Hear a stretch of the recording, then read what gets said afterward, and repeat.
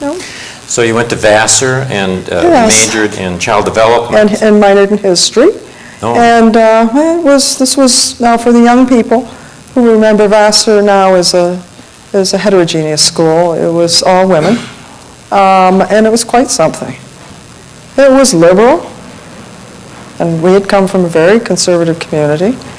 It was free. I went to visit my sister in an all-women's school that was a college in New Rochelle. At that time, a good school. Now it's a good school, but it was quite strict. I went to visit her. I got on a train. I was telling Carol, got on a train. Never been on a train before. Told me to go into New York City. Go into New York City. Never been there before. Grand Central Station. That was big. So I said, where's my sister? Where's Kiki? Oh, she's out there in New Rochelle. We got to get out there. Oh, that's another train? Oh, good. So I get on this train. Choo, choo, choo, choo, choo, choo. I go out to her college. It's now 6 o'clock Saturday night.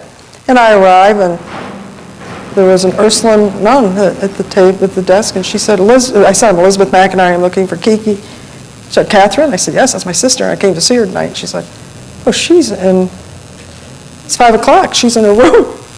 I said, 5 o'clock, she's in her room. And we were just free. Nobody cared as long as you signed out and said, going to New Rochelle, be back, whatever. Nobody cared, so there we were. The other thing I told Carol, I skipped a class one afternoon because I'd heard about Saks Fifth Avenue. I said, we always got the New York Times at home and the Wall Street Journal. My father had to con everybody to do it, but he paid them well to get the papers to us. So we saw Saks Fifth Avenue had nice things. I'm going to Saks Fifth Avenue. Got on the train, from Poughkeepsie into New York, and I'm standing at Saks Fifth Avenue. Oh, isn't this neat? I cut all my classes. I'm free, and nobody will ever know. And all of a sudden, the elevator door opens. I said, I think that's Dr. Landsberg from Watkins Glen. No, I was hallucinating. It's okay, Liz. You're going to be okay. You're a little girl. You're a girl from a little town going to the big city. You're not hallucinating. Then I saw his wife, Carol, and he looked at me and said, Elizabeth! I said, no, it can't happen. I said, Dr. Landsberg? He said, what are you doing here? I said, you know what your father will think? I'm going to see him in Rotary on Thursday. I said, you wouldn't. I said, what are you doing here? I said, I'm shopping. It's like, I had no money. I had no money. Things were really expensive, right? I said, you wouldn't? He said, no, I won't.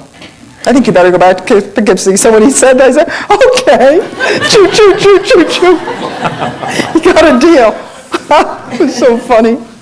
But we were free as birds. Just the transformation from a supervised small community to this place where you could think anything. If you wanted to wear nothing on campus, it was okay. I mean, it was like, oh, what is this? It's quite something. Why did you major in child development? Because I thought I wanted to work with children because of the dedication of all the women in our family to teaching. Most of them were teachers. My two sisters were teachers. Mary's retired and Kiki died prematurely. But so children have always been so very, very valued in our families, all of our families. I don't think we'd be sitting here today if children weren't the most priceless people. And I thought I either wanted to go into high-level administration or to medicine. I wasn't sure. But I majored in child development because it felt right, and it was an outstanding program. Vassar didn't have any graduate schools, so we were treated like graduate students, and we did theses and just almost like a master's level thing. I liked that. And I had history because I have a deep and abiding interest in history, and if I went to medical school, I wanted to have some breadth. I didn't want to be totally reductionistic, and I knew that at the time. It just didn't appeal to me to keep looking at little things under microscopes all the time. So that's the reason I did. I had to do enough of that, but it's okay. We talked a little bit about your heroes. Yeah, I got a lot of heroes.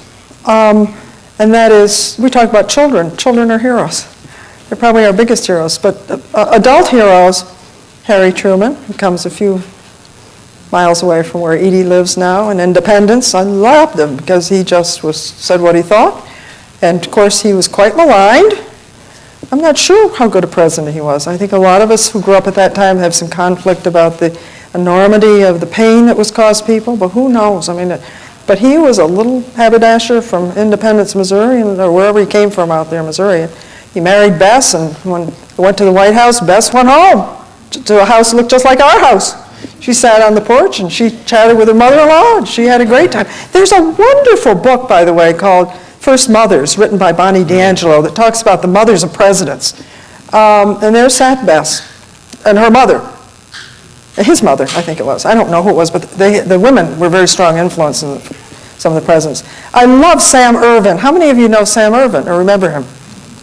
Just a country lawyer. Ooh, is he sharp. So when people back me in a corner, so I say, I'm just a country doctor.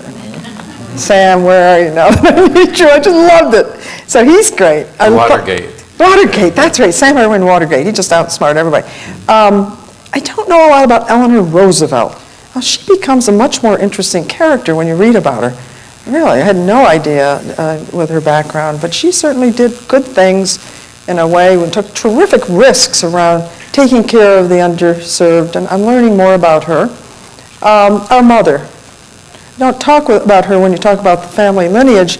Our mother was an absolute delight and a home presence all the time there, highly intelligent, and many of our young people who are here and our fellows who are here remember the many trips I took to Watkins Glen to learn more and to be able to walk with her till her final day and to be with her when she died.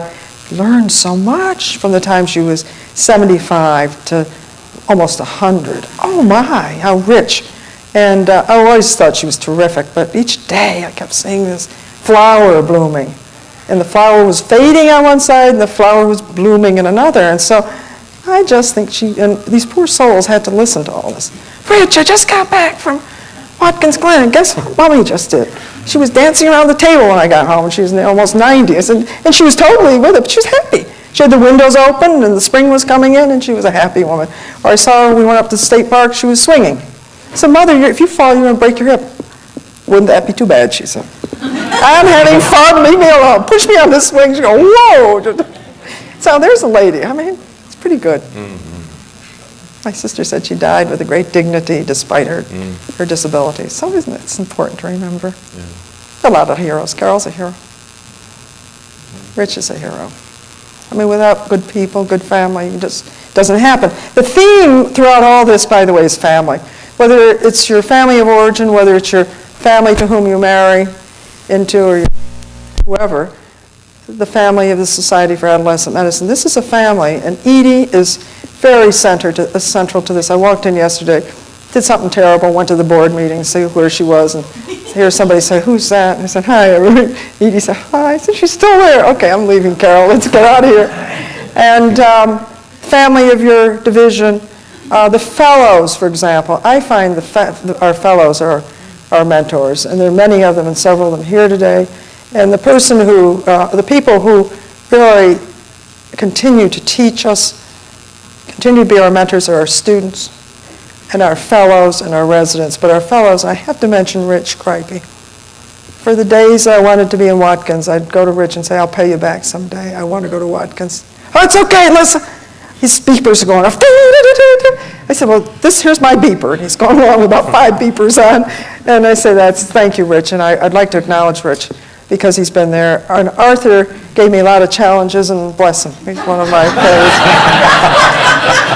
Are you sure about that, Lissa? Yes, I am sure. How about preventive health, Lissa, in Chicago? It's getting cold here. Will you stop talking to me? I want to do my adolescent pregnancy work. But I do think everybody can teach us and everybody can mentor us. And so I guess life is good. Every place. The cleaning ladies at our place, like Rosie and everybody, are they wonderful? So they're all there. So part of my homework was speaking to Julius Richmond, with your permission. Oh, yes, thank you. So I got his input on your 90. medical. Yeah, he's in Florida. I spoke to him there, and he had such wonderful things you were he said, an unforgettable medical student, and it was because of this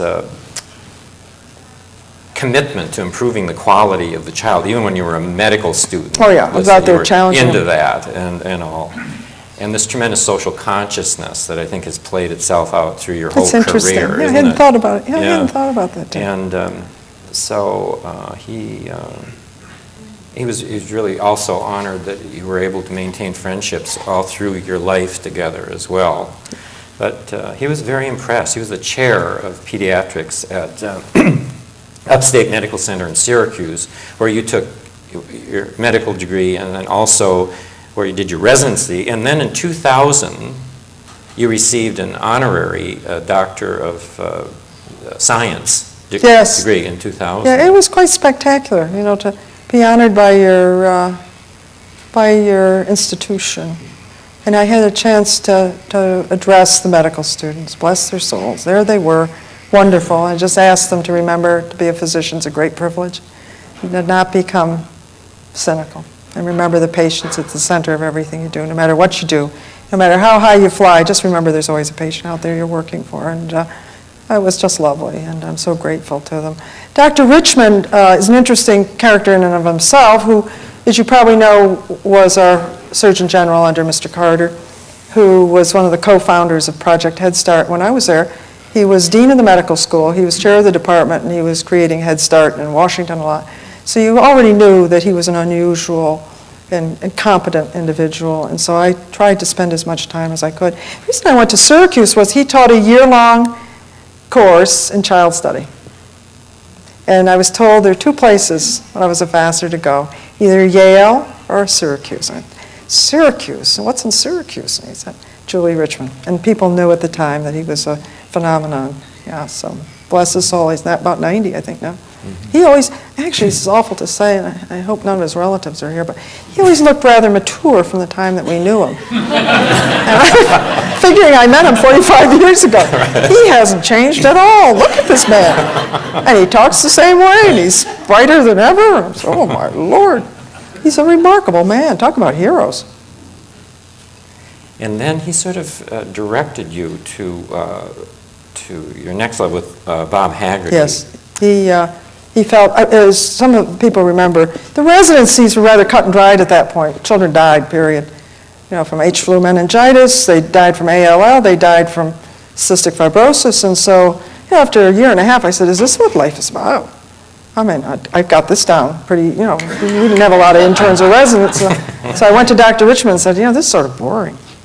He said, why don't you get a PhD in computer science? No, I don't want to do that. So he said, Bob Haggerty just got to Rochester. You can either go to Yale, Child Study Center, or go west, young woman. So he gave me a quarter, and I went west on the throughway now. And there was Bob, young and remarkable, as he is today. He's 80 and still with us, and back in the department. I look at him and say, oh, what a wonderful man. Well, when I spoke to him, he was very gracious and all. He said, one thing that I say about Lissa is she is the person that has the least enemies of anybody I know. That she makes the least people angry of anybody that he knew. Now, Dick, I thought about that after you did? told me. Yeah. And I'm saying if you're just finishing 13 years in the chair and I don't have any enemies, you've got a problem because you ain't done much. So I hope he's talked to these recent people, because a few said, I really don't like her. Oh, yeah. I'd say, oh, I do love you, but I had to do it. You really shouldn't have this job, you know, I'm sorry. So I do worry about that. And Dr. Haggerty's very kind, as is Dr.